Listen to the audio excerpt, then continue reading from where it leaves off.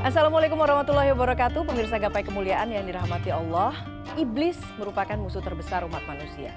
Iblis bisa masuk ke dalam hati setiap orang. Apakah itu seorang mukmin ataupun kafir. Mereka terus melakukan upaya untuk membawa hasutan, keburukan dan juga kejahatan ke dalam dada manusia. Nabi Adam sebagai bapak manusia pun harus keluar dari surga karena tergoda oleh bujuk rayunya.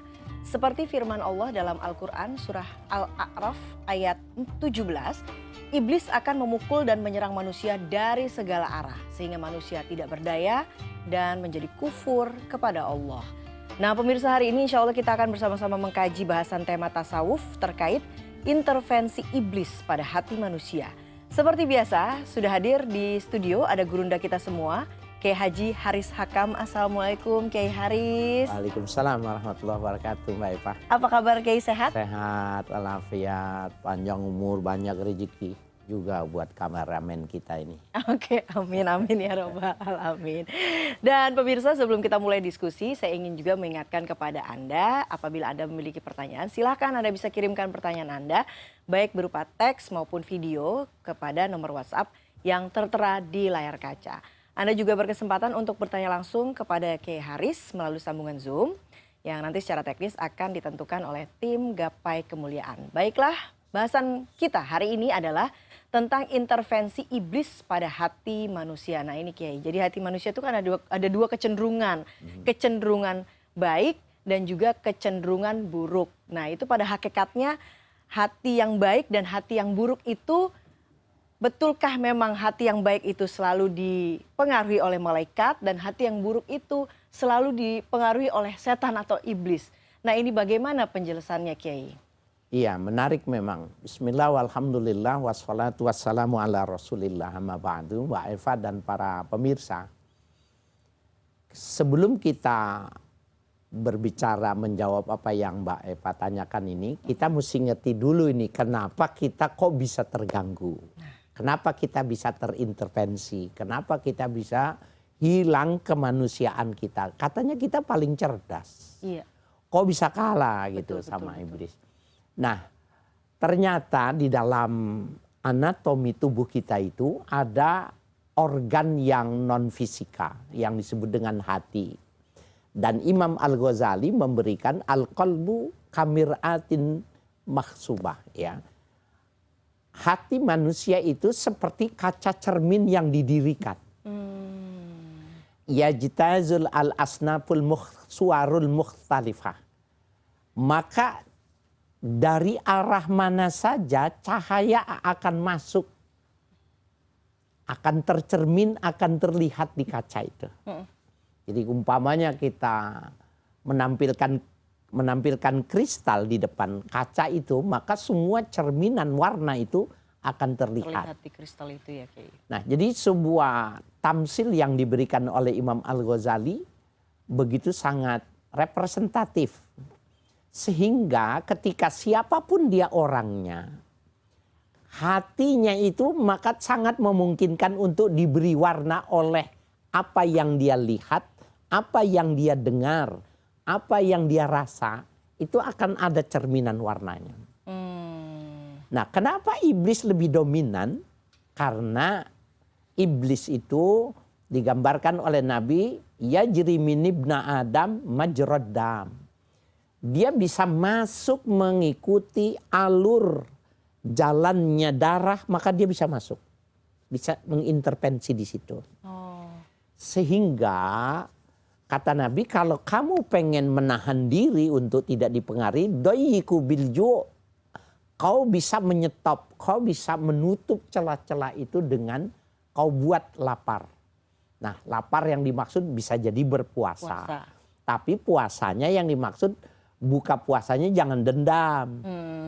Jadi memang makna saum bimaknal kalimah, memang maknanya al-imsaku anit ta'am wa syarab wal ju' wa ghairu dzalik gitu. Artinya dia memang menahan diri.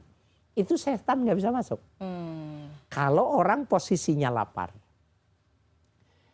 Artinya orang kalau lapar itu nggak punya keinginan untuk melakukan kesalahan. Kalaupun ada keinginan melakukan kesalahan secara manusiawi itu makan minum yang dia mau. Iya. Tapi untuk berpikir itu nggak ada. Nggak ada. Kenapa? Karena memang dia nggak bisa disusupi. Nah, jadi siapa saja punya pengaruh. Hanya saja Allah menjadi sangat adil sama kita ini, sama semua manusia. Sama semua manusia yang dilahirkan itu. Adilnya Allah itu agar supaya nanti kalau dia masuk surga menjadi bersyukur, ketika dia masuk neraka dia tidak menyalahkan siapa-siapa. Bagaimana caranya? Likulli insan syaitanun wa malakun.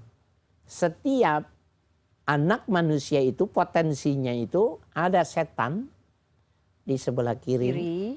Ada malaikat sebelah kanan. Tapi ini kalau di depan jamaah banyak kita jangan nengok sebelah kiri gitu. Nanti tersinggung yang sebelah kiri. Ya. Nah, itu apakah itu maknanya hakiki? Bukan. Itu majazi. Yang dimaksud semua orang itu punya potensi positif, punya potensi negatif. Semua orang punya. Jadi kalau seandainya dia ada input, maka input itu jangan berharap bisa mulus untuk dia lakukan. Saya ingin membantu ini gitu. Nggak bakalan. Pasti pada langkah ketika dia mau berangkatnya itu sudah dipengaruhinya. Bisa jadi yang mestinya selembar yang merah, tetapi sampai terdekat itu uang logam yang kita kasihkan. Iya. Nah itu potensi. Jadi malak itu adalah alhamallahu alal khair. Allah mengilhami yang baik. Nah yang buruk itu fa'alhama fujuro. Allah memberikan informasi ada potensi nih yang tarikannya ke kiri. Tarikannya yang nggak bagus. Nah itu mengapa kemudian manusia itu lebih banyak tertarik ke yang kiri tadi itu Kiai. Lebih banyak godaannya begitu ya pada saat ingin beribadah ataupun itu. Jadi kalau pendalaman keagamannya kuat, maka dia kecenderungannya ke kanan. Ashabul yamin, kalau mau ke kanan. Tapi kalau keagamaannya lemah, ashabus shimal, dia lebih cenderungnya ke kiri. Jadi sehingga ketika dia nanti dia tidak belajar, dia tidak jadi orang yang taat, jalannya ke kiri terus. Tadi yang saya bilang, kalau dia masuk neraka dia nggak protes sama Tuhan. Dia nggak protes dengan orang tuanya gitu. Karena dia bilang iya dulu memang aku udah dikasih tahu kok. Aku tahu kok ada pengajian. Aku tahu di CNN itu ada tausiah yang bagus gitu. Tapi aku nggak ngikutin gitu. Karena memang semuanya potensinya sama. Seperti itu. Oke. Nah kalau untuk mencegah supaya kecenderungan yang ke kiri tadi itu salah satunya dengan puasa ya? Puasa. Puasa, yang kedua lapar. Kata lapar di sini bukan puasa. Para mutasawifin, ya, Imam Al-Ghazali menginformasikan berapa banyak mereka mengekspresikan kata lapar itu. Ada dari lantaran pandainya mengatur makan dan minum, mereka itu digambarkan makan dan minumnya itu hanya untuk menguatkan tulang punggung belakang. Jadi betapa makannya sedikit, minumnya sedikit. Sehingga wudhunya satu hari hanya satu kali. Kenapa? Enggak ingin pipis, enggak ingin buang air. Gitu. Enggak seperti kita. Tiap 5 menit ke toilet ya. Nah kalau kemudian sebaliknya bagaimana kita bersikap apabila seseorang itu kebaikan hatinya itu lebih dominan, misalnya kita lihat pada seseorang. Nah, bagaimana kita menyikapinya, Kiai? Ada orang yang bagus gitu. Yang bagus begitu. Dalam artian maksudnya Mbak Eva, apa yang maksudnya kita ingin meniru atau kita ingin meniru, kemudian bagaimana menyikapinya gitu supaya ya kita tidak berada di yang kiri misalnya begitu ya, lebih dominan ke yang setan ini Kiai. Betul. Tadi sebenarnya tamsil yang sudah dibuatkan oleh Imam Al-Ghazali itu, kalau kau berkaca, bercermin, ternyata gambarnya jelek, jangan kacanya yang kau pukul. pasti dirimu yang kotor, mukamu yang jelek, mukamu yang tidak kau rapikan. Karena dia secara jujur warna apapun akan ditampilkannya. Ya. Nah, oleh karena itu sebenarnya orang yang mau mengeluarkan sukma, jadi dia keluarkan, kita nih Mbak Eva dengan ikhtiar berwudu setelah sholat, masih menggunakan pakaian sholat, mengeluarkan sukmanya, kemudian dihadapkan di depannya dia dan dia berhadapan dengan Eva yang fisik. Ya. Kali ini Eva yang metafisik. Metafisik. Ya. Dia suruh menilai diri kita, dia akan jujur untuk mengatakannya. Kalau kita tanya, kekurangan saya apa? Kenapa saya masih suka ke kiri? Maka dia bisa menjawabnya. Karena dia cermin. Itulah ekspresi dari al-mir'atu fil qalb. Cermin yang ada di dalam hati itu, dia sukmanya itu seperti itu. Dia pasti akan beritahukan. Kamu sebenarnya itu udah bagus, cuma kamu mengerjakan sholatnya baru yang wajib-wajib saja. Ya. Kamu puasa sudah kamu kerjakan, tapi kamu puasanya baru setahun sekali. Kamu bayar zakatnya baru setahun sekali. Dia akan menguraikan kalau kita tanya kenapa warnanya kok jelek, tidak bagus. Dia akan mengatakan itu. Dan itu kenapa bisa seperti itu? Karena memang Nabi juga mengokohkan. Fastafti qalbak. Coba kau minta fatwa hatimu. Dia nggak akan berdusta dengan apapun. Walaupun punya atau ada pada kapasitas dirinya. Okay. Kalau kita bilang, saya hari ini udah bagus belum? Dia akan bilang, hari ini belum. Tapi kamu udah melakukan beberapa kebaikan. Jadi hati itu nanti juga yang akan mengingatkan kita juga ya Kiai ya. Apa yang sudah kita... Cermin tadi itu ya Kiai. Kita bersih nggak? Ya, serasi tidak, estetis tidak. Ya. Dia nggak bohong, pasti dia akan tampilkan. Aswarul mukhtalifah. Nah, pertanyaan selanjutnya, bagaimana kemudian nanti kita memilah-milah? Karena sebagai umat tentunya kita terkadang ada bisikan-bisikan. Nah, bagaimana kita membedakan antara bisikan yang tadi itu ya, Kiai, bisikan memang dari hati, atau jangan-jangan ini bisikan setan sebetulnya, Kiai ya. Kita akan bahas, Kiai, tapi kita harus jeda terlebih dahulu. Jangan kemana-mana, Gapai Kemuliaan akan kembali sesaat lagi.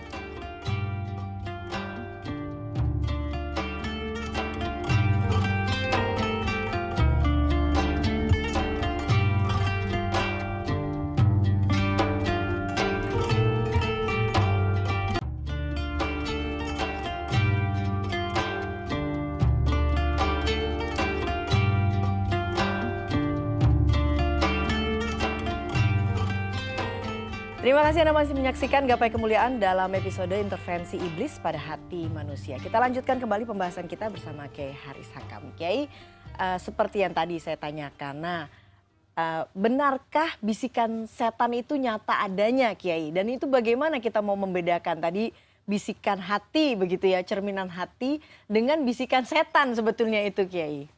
Ya. Para pemirsa dimanapun Anda berada, kalau bisikan setan diartikan secara fisik, kita lari. Nggak ada orang, tapi ada suara gitu. Itu adanya cuma di film. Di film. Dalam faktanya tidak seperti itu, setan ketika dia ingin mempengaruhi kita. Dia akan menunggangi nafsu kita. Nafsu itu obsesi. Kita ini semua manusia punya obsesi, punya keinginan. Bahkan obsesinya itu ada yang nggak bisa dikalahkan oleh apapun juga. Nah itu yang ditungganginya, diarahkannya sama si setan itu tadi. Nah, ada ya kayaknya yang perlu diluruskan. Ada orang nggak bisa membedakan iblis, jin, setan. Iya, betul. Padahal sebenarnya itu nggak sama. Artinya secara terminologi itu punya konotasi tersendiri gitu. Iblis aslul jinni kama adama aslul ins. Jin itu adalah cikal bakalnya makhluk yang menurunkan bangsa jin. Seperti Adam, cikal bakal yang menurunkan makhluk manusia. Ya, wasyaitanu ismun likulli arimin azimin minal jinni wal ins wal hayawanat. Sementara yang dimaksud dengan setan itu adalah gelar. Setan itu gelar, lakob, julukan yang merusak, yang menghancurkan, bahkan membunuh dari bangsa jin, bangsa manusia, dan hewan. Sehingga COVID-19 itu setan dalam perspektif Al-Quran. Karena dia membunuh. Sehingga diajarkan oleh Nabi itu, kalau berwudu masukkan air ke haisumah. Kau buang 3 kali maka kau tidak akan kena COVID-19. Virus itu tinggalnya di sini. Nah kembali jadi yang mempengaruhi kita ini, setan itu bisa jadi sebenarnya orang yang satu selimut dengan kita. Orang yang satu atap dengan kita. Orang yang satu job dengan kita dari bangsa manusia. Jadi tidak semata-mata itu makhluk halus sebetulnya setan itu ya. Nah itu mereka sebenarnya di luar itu demo. Kok lu semua kesalahannya sama gua sih? Padahal janjian temannya juga setan. Sebenarnya pasangan lu yang bikin gitu. Bisa jadi anak itu setan buat ibu bapaknya. Tapi bisa jadi bapak ibunya jadi setan bagi anak yang punya kedudukan. Bukan banyak kesalahan yang dilakukan oleh seorang suami bukan kemauan dia. Dan ini dikatakan oleh salah seorang menteri sekarang dibully. Ya, karena korupsi itu non gender gitu loh ya. Padahal ini cuma interpretasi kalau menurut saya gitu. Nah, terlepas itu semua kita kembali pada kajian kita ini. Jadi yang mengganggu kita itu memang 3. Dari bangsa jin, bangsa manusia dan hewan. Ini adalah setan bila dia merusak kita. Nah teman kita, sahabat kita, keluarga kita, kita mesti waspada. Karena konsep Al-Quran mengatakan, inna azwajukum wa auladukum fitnah. Bisa jadi istrimu, anakmu itu cobaan. Fahzaruhu, kau mesti hati-hati dengan keluargamu. Berarti semua memungkinkan manusia. Nah kalau bangsa jin, iblis yang dibicarakan ini, jin keturunannya ini, maka dia masuknya itu lewat darah. Dan itu tutupnya dengan lapar. Makannya jangan banyak dan lain sebagainya, maka dia akan menutup diri. Nah tinggal yang binatang itu maka pintar-pintar kita. Tapi yang dimaksud di sini adalah virus, kuman, bakteri yang dimaksud dengan kata setan dimaksud dalam bentuk hayawan adalah itu. Nah, bisikan setan itu kan selalu mengajak ke keburukan ya Kiai ya. Nah, bagaimana caranya kita menangkal dari bisikan-bisikan setan itu, baik dari bangsa jin, manusia ataupun juga hewan, Kiai? Ukuran yang pertama adalah rasio. Ketika dia bilang, "Udah, ini aja." Secara rasio itu mungkin gak nih pendapat dia ini?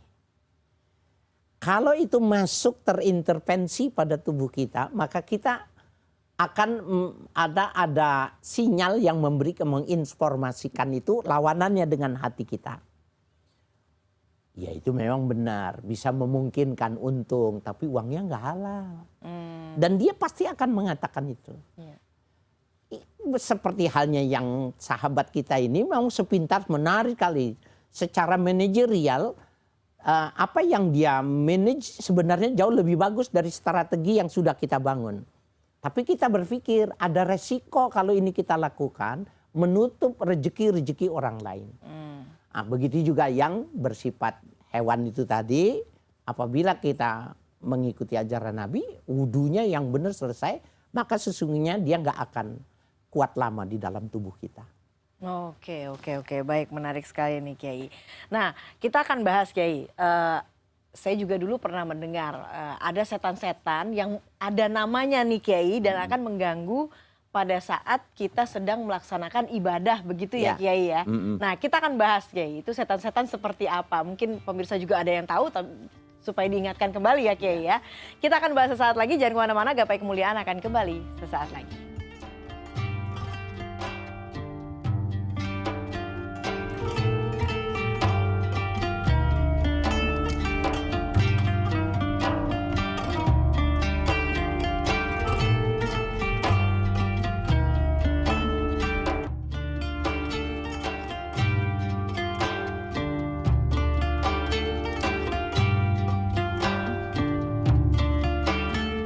Ya, terima kasih Anda masih menyaksikan Gapai Kemuliaan dalam episode Intervensi Iblis pada Hati Manusia. Kita lanjutkan kembali pembahasan bersama Kiai Haji Haris Hakam.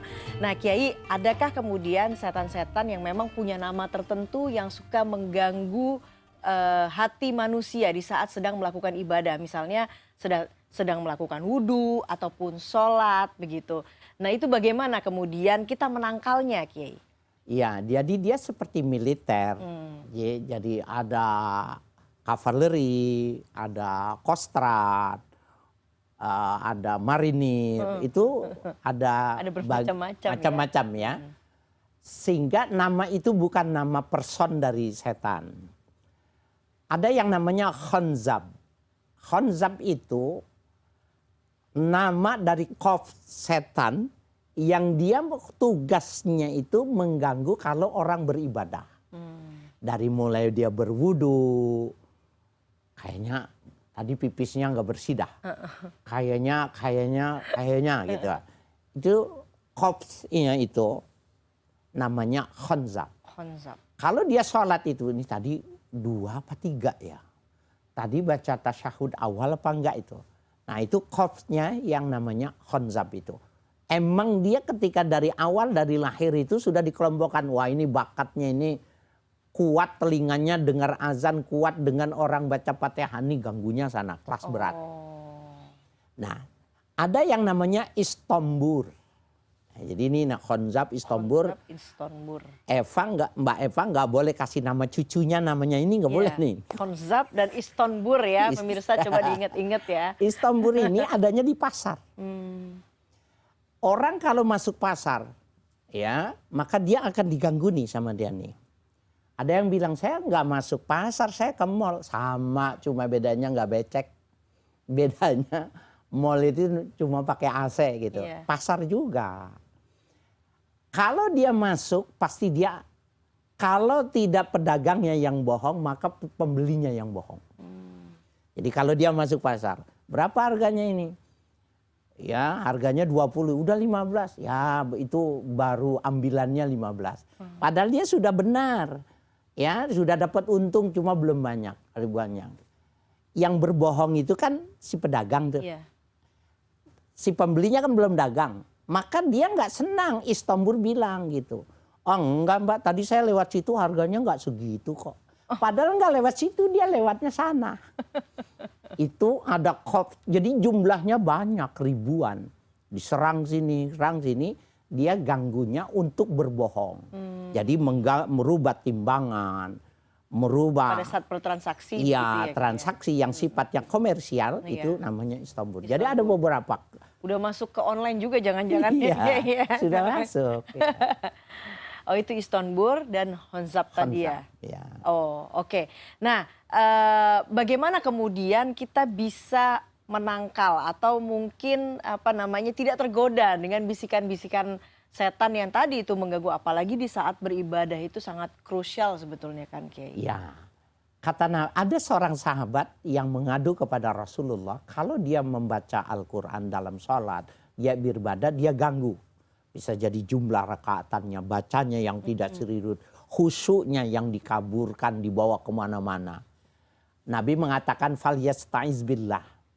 Hendaknya kau stop bacaanmu itu, kau ta'awuz dulu, berlindung dulu. Kira-kira itu, iyyaka na'budu wa iyyaka nasta'in gitu. Kita terganggu nih, khusyuan kabur. Fastaiz billah. Maka pada saat itu, a'udzubillahi minasyaitonir rajim. Ucapkan itu. Tapi sungguh-sungguh aku berlindung kepada engkau dari setan ya yang terkutuk. Baca lagi. Nanti kalau ganggu lagi, a'udzubillahi minasyaitonir rajim. Itu satu itu. Kalau ke pasar gimana? Ke mall gimana supaya tidak kena di perangkatnya yang dilakukan oleh istombur? Ini rada ekstrim dikit. Ulama-ulama mengajarkan maka kau mengucapkan syahadat kalau mau masuk ke mall, mau masuk ke pasar. Tapi pakai suara. Nah, nanti saya kasih modal Mbak Eva 2 juta ya.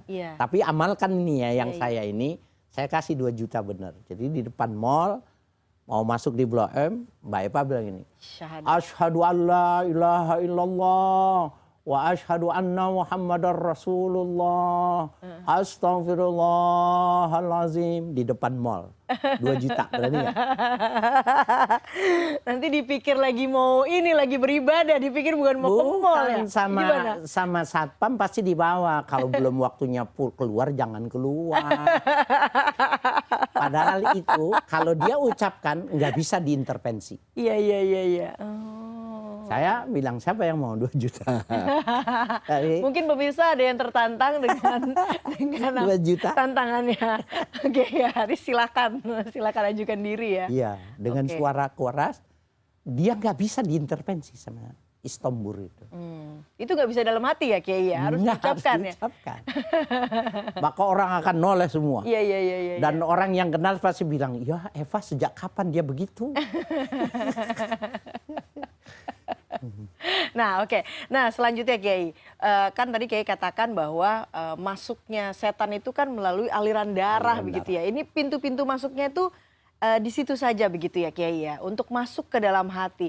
Nah menangkalnya itu bagaimana? Apa ada kisah dari orang-orang soleh yang kemudian bisa kita teladani untuk menahan diri dari godaan setan ini Kiai?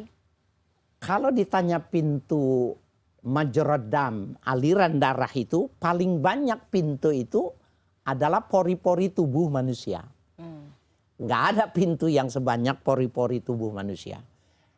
Cuma kata Nabi bukan bisa ditutup tetapi bisa dipersempit.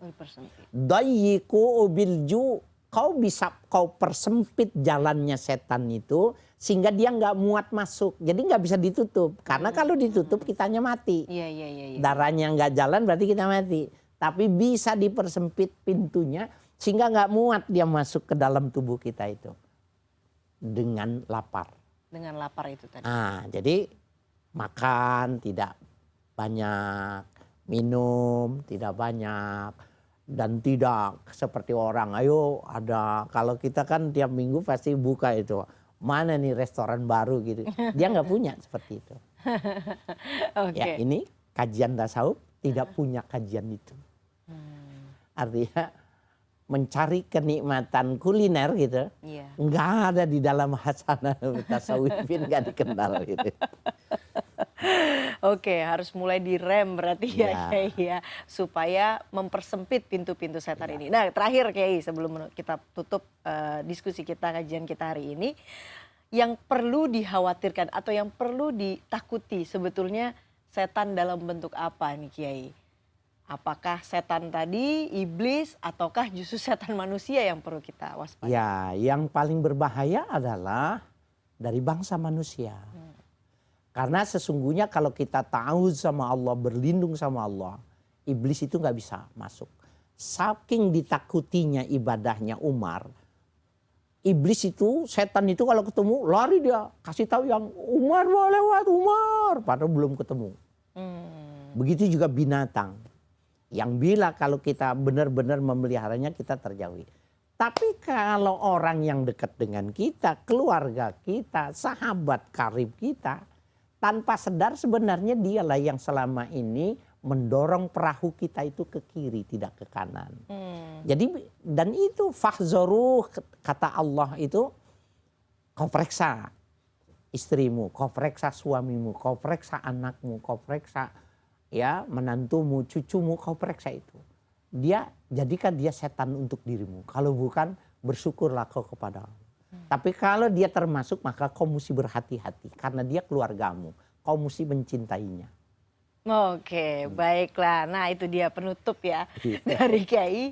Kita harus waspada ya Kiai ya, menjaga agar orang-orang di sekitar kita itu adalah orang-orang yang menjadi malaikat bagi kita, bukan setan begitu ya Kiai. Baiklah Kiai, terima kasih untuk ilmunya yang diberikan hari ini. Baiklah pemirsa, usai sudah berjumpa kita hari ini dalam program Gapai Kemuliaan. Semoga pertemuan kali ini bisa menambah taudih yang bermanfaat dan yang paling utama menambah ketaatan kita kepada Allah Azza wa Jalla. Saya Eva Yunizar dan Kiai Haji Haris Hakam pamit. Terima kasih atas perhatian Anda. Insya Allah kita akan jumpa lagi pada episode berikutnya. Wabillahi taufiq wal hidayah. Wassalamualaikum warahmatullahi wabarakatuh. Waalaikumsalam warahmatullahi wabarakatuh.